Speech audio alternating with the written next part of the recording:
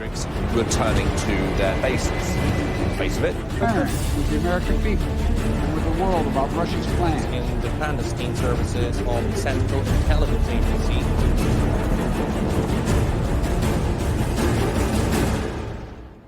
On the 17th, the United Nations Security Council held a special meeting on the Ukraine crisis.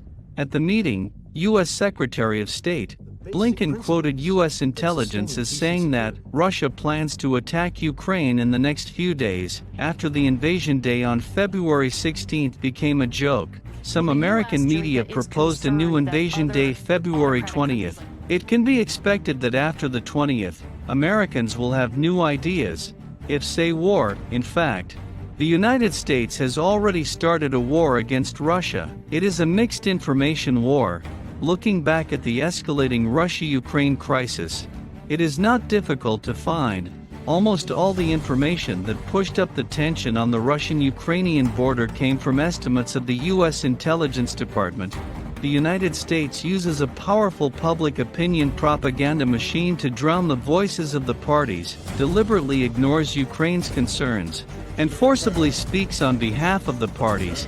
It seems to have become a full-fledged announcer of the progress of the Russia-Ukraine crisis. In recent years, the United States has become increasingly obsessed with the use of false information to gain political advantage. In order to throw the blame on the pot, let the Intelligence Department lead to investigate the COVID-19 source.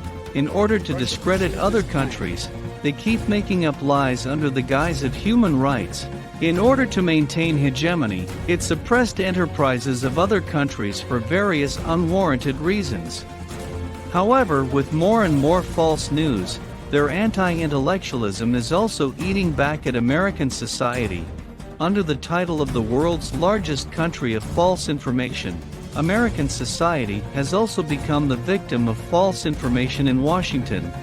If the Ukrainian issue is to be resolved, it must return to the new Minsk Agreement, which is the best option for resolving the Ukrainian issue at present. For Russia, it is necessary to set aside a buffer zone with NATO.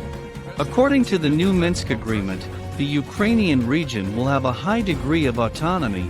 If Ukraine strictly abides by this agreement, the conflict will naturally disappear. Therefore, Russia asked the Security Council to discuss the new Minsk Agreement, but it was deviated from the theme by the war rendering of the United States. The tension created by the U.S. will only bring division and turmoil to the Asia-Pacific region and threaten the peace and stability of the Asia-Pacific region. The result is not good for others or for oneself. The United States should stop releasing war smoke bombs, return to the new Minsk Agreement, and push for an early resolution of the Ukraine crisis.